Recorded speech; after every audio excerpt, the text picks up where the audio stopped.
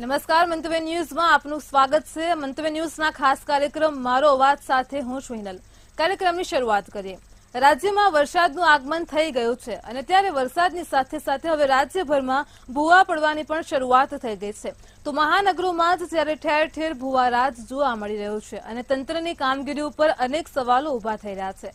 ત્યારે આ જ મુદ્દે લોકોના મંતવ્યો જાણવા માટે મંતવ્ય ન્યૂઝ ગુજરાતના વિવિધ વિસ્તારોમાં પહોંચ્યું હતું।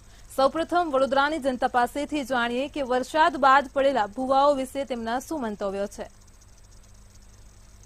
સંસ્કારી નગરી, કલા નગરી કહેવાતું વડોદરા હવે ભૂવા નગરી થઈ રહ્યું છે।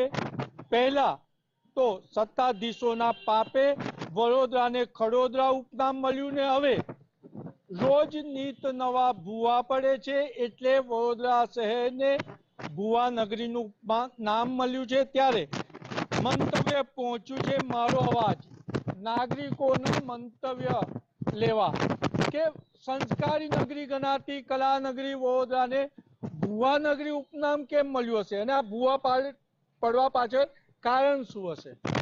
વડોદરા શહેરના તમે કોઈ પણ રોડ ઉપર જાઓ તો ત્યાં ખાડા ના ખોદાયેલા હોય એવું કોઈ જગ્યા ના મળે તમને, અને ભૂવા ઠેર ઠેર પડે છે।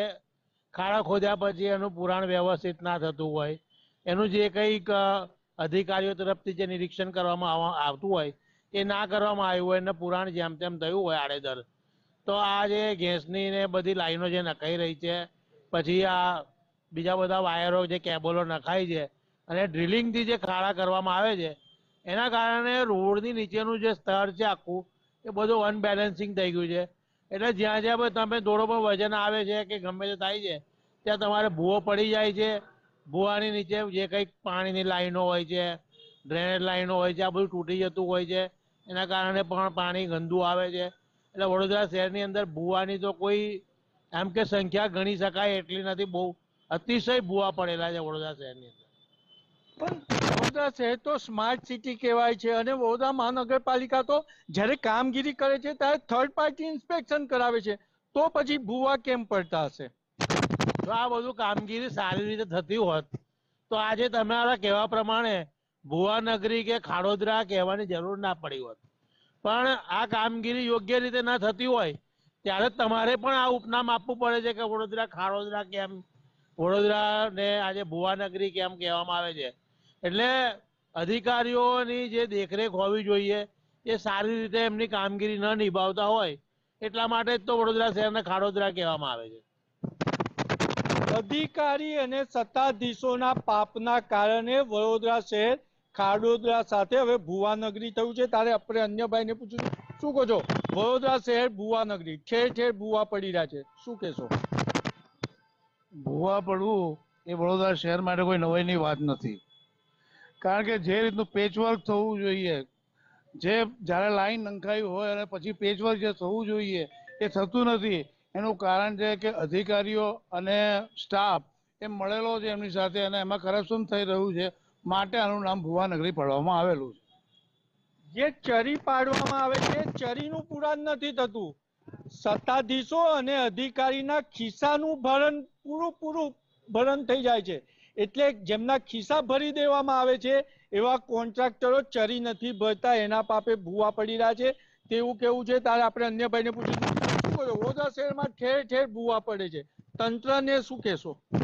ભૂવા પડવાનું કારણ તો એક જ એ છે કે આ ભાઈએ કીધું એમ જે પુરાણ થવું જોઈએ, જે એનું ઇન્સ્પેક્શન થવું જોઈએ, જે રીતે કામગીરી થવી જોઈએ એ કામગીરીનું ચોક્કસ નિરીક્ષણ થતું નથી, અને જે નિરીક્ષણ કરનારા છે કે જે કામ કરનારા છે એ પૂરેપૂરી પોતાની જવાબદારી નિભાવતા જ નથી, એટલે એના લઈને પ્રજાએ અને વડોદરાએ આ નામથી બદનામ થવું પડી રહ્યું છે।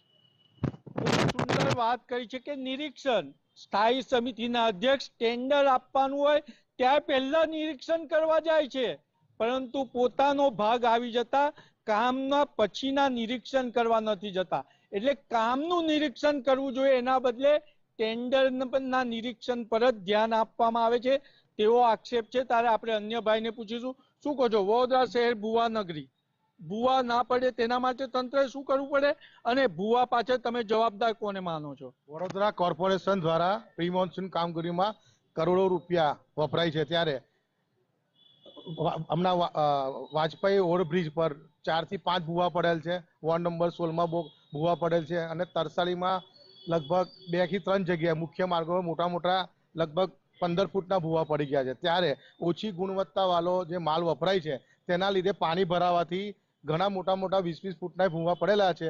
તેના લીધે ઘણા સ્કૂલે જતા બાળકોને બી ઈજાઓ થઈ એવા સમાચાર બહાર આવ્યા છે અને વાનમાંથી બાળકો પડ્યા એના બી સમાચાર આવ્યા છે. એટલે ભૂવાઓની પાછળ જે કૌભાંડ છે એની તપાસ થવી જોઈએ એવી અમે માંગણી કરીએ છીએ.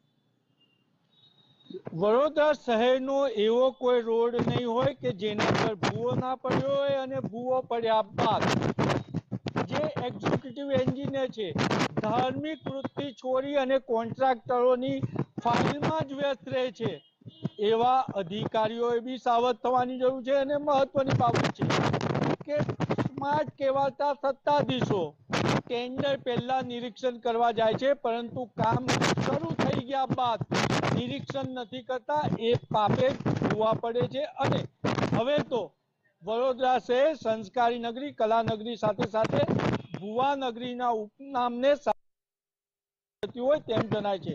કેમેરામેન કેતન સિંધે સાથે નિલેશ બ્રહ્મભટ્ટ, મંતવ્ય ન્યૂઝ, વડોદરા.